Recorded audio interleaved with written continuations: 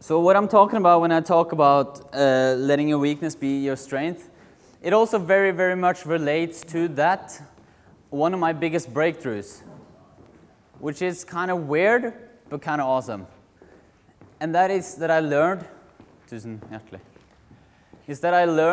that your biggest successes, or your biggest success, are always behind your biggest fear.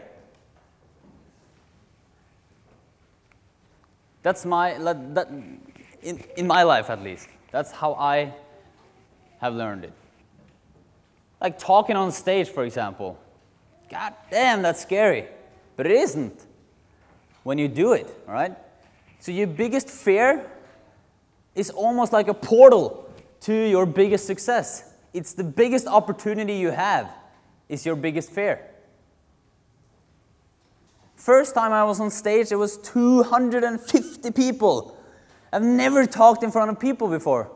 Well, that's why I talked to 10 people before practicing on that speech. But still, there was 250 people. I walked like this for 3 hours and no breaks. And people were like trying to hint that, should we maybe take a break soon? I had 10 pages I wanted to go through because I didn't want to make it a failure, right? I talked and talked and talked and talked and talked for 3 hours. Almost 2.5, 3 hours. But I did it, right? I took action on my fear. And that's what it's all about, because behind your fear is your biggest success. If it isn't your biggest, I will promise you there is a huge success there. So what I want you to do now is write down 1 or 2 of your biggest fears. Do that right now. I want you to decide now what kind of action you're going to take towards that fear. My speech is kind of done. I'm going to play off audio. I'm just going to hold it here because we didn't get the technical stuff to work. And it relates very much to your fears. And also other areas of life. I'll just let you hear it. Some of you have heard it before. See if it works.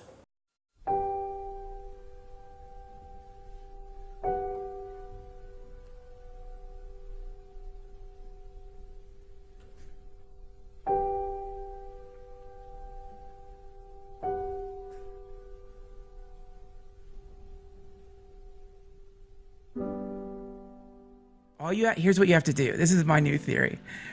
Identify the vampire in your life. Find the vampire. Identify the parasite. Well, it doesn't have to be that you have parasites in life. It is possible that you could have gotten lucky and there's no parasites and you get off groovy. Sure, no, I'm not saying everyone's got one. But if you got one. If you're walking around with those fucking vampire blues, you've got the fucking heavy heart and you can't feel happy and you feel bad.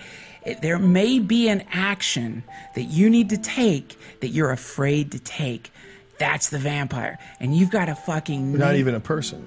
Oh, no, I mean, anything. it's a situation. I see what you're saying. Yeah, find the vampire in your life. Yeah, find the life-sucking situation that you're afraid to kill. And the reason I say vampire is because vampires only go where they're invited. And generally, the situation that you're in, you invited it in. You invited this thing into your life, and now it's sucking your life energy and your blood and your happiness away.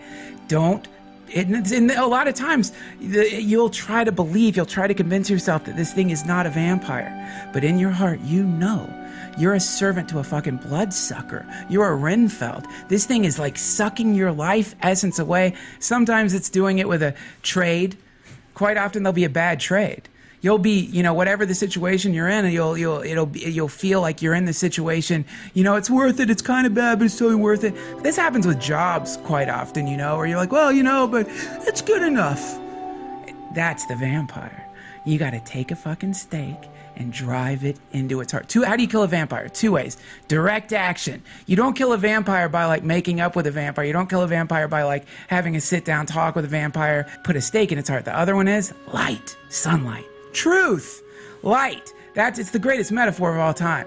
You shine the light of truth onto the situation, fearlessly analyze it, and then you'll destroy it, you know, because if you really allow yourself If you can act. you got to act. The real problem with people is not recognizing the enemy. It's acting on that enemy. Yeah. That's the real problem. That's it. And that enemy being, personal, your personal demons, your personal jihad.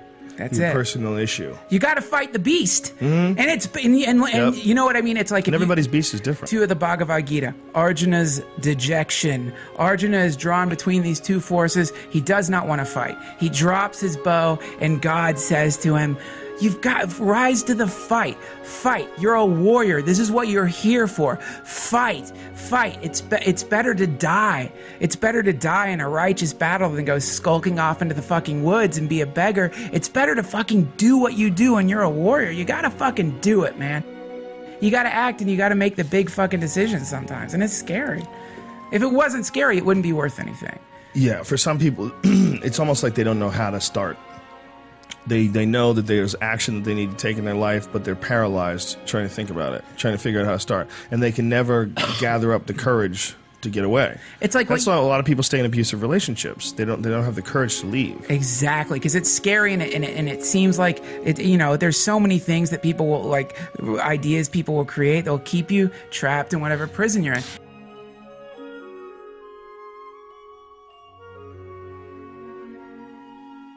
You have in your life right now, if you haven't already done this, you have the chance to be heroic. You have the ability right now to make a heroic act that could kill you. That's the thing. These actions, it's not always guaranteed that because you do the right thing, you're going to end up in a great place. You might end up fucked. You might end up temporarily in a homeless, or you might end up temporarily jobless. If there wasn't risk associated with it, you would have already done it. That's the point. If there wasn't risk associated with it, it wouldn't be worth anything. If the Himalayas were, a little green grass-covered hill in a park, nobody would take pictures of them at the top putting a flag into it. It's the danger makes it heroic.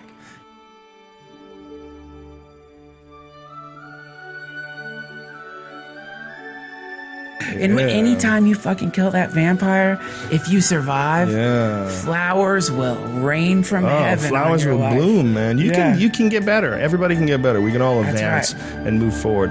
But you gotta be positive as fuck. Yeah. And don't be convinced that you have anything figured out.